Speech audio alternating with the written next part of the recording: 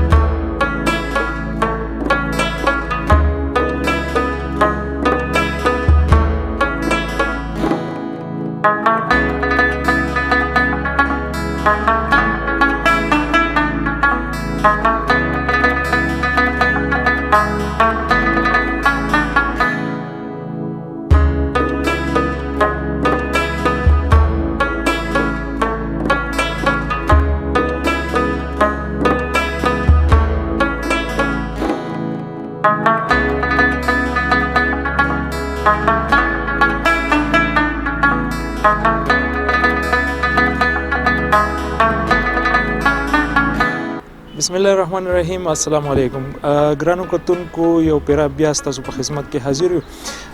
بازیرا چې کوم خار دی د بریکوټ ډیر مشهور او ډیر قدیمی تاریخي چې کوم خار دی، دلته کې د قتلو لپاره چې کوم دی د مختلف علاقونو د مختلف ځایونو سیلګری راځي او د دې ځای دغه تاریخ چې کوم دی هغه ګوري. نن موږ یو پیرا بیا په بازیرا خار کې موجود یو او زموږ سره دلته کې خاص مېلمانه راغلي دي د دې ځای د قتلو لپاره. د هغوی نه به پوښتنه کوو چې یاره دلته کې څنګه راغلل او بازیرا خار چې کوم دی هغه څنګه دوی ته ولګېدو او څه ویل غواړي دغې په باره کې. زه بیسیکلي زموږ تعلق د بونیر سره دی. پاتې شوي کراچۍ کې یو او موجوده ټایم زه په اسټرالیا کې پاتې کېږم او زما نوم ارشاد خان دی او زموږ سره یو مېلمانه راغل، د هغې نوم نتاشه دی. هغه هم راغل د موږ ته ویل چې ستاسو پاکستان وي نو دا څومره ښکلی دی. نو موږ مختلف علاقو کې ګرځو، سوات، بونیر، شنګله. نو بیا موږ یو ملګري موږ ته وی چې تاسو خامخا د بازیرا سیټي مو ګورئ، ډېر زیات تاریخي دی. نو موږ ډېر زیات ګایډ شو په دې حواله باندې.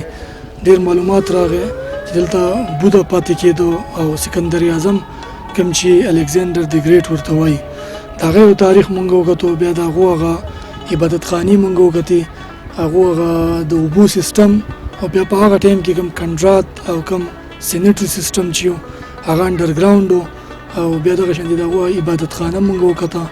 ډېر معلوماتي ځای دی.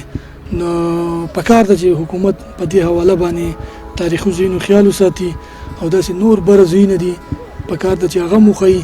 نو دا به ډېر زیات لکه ایسا زه په اسټرالیا کې هم لکه د دې ځای رهایشي یم د پاکستان په بونیر او کراچۍ کې پاتې شوی. ما ته دا نه وه پته چې دلته الکساندر د ګریټ راغلی دی، بودا پاتې شوی دی او بیا 23 ټیمپلې دي په مختلف ځایونو کې.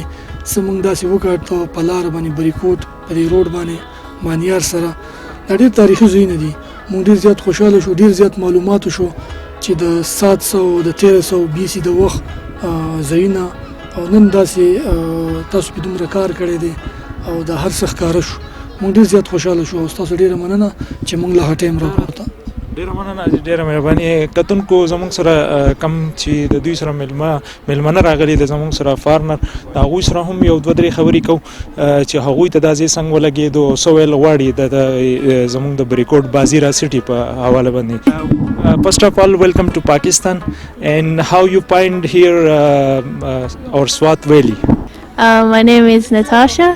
I'm from Melbourne, Australia, and I'm here for 1 month visiting friends and for tourism in Pakistan. What you will say about Bazira city?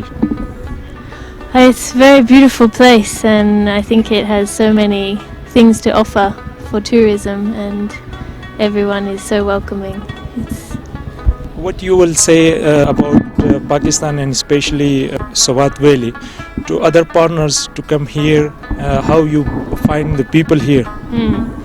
The people are very welcoming and hospitable. Everyone treats you like family, and they just want to help you and make sure that you have the best time and enjoy all of the sights. And from international media and some other medias, they are showing the world that Pakistan is unsafe. You already here and you are visiting here different places. So what you will say, is it unsafe? I think for most of the time I feel very safe. All the local people, they are very friendly, very happy to have people come and visit and see their country, and I think it's people are very kind. So you are here for 1 month. Yes.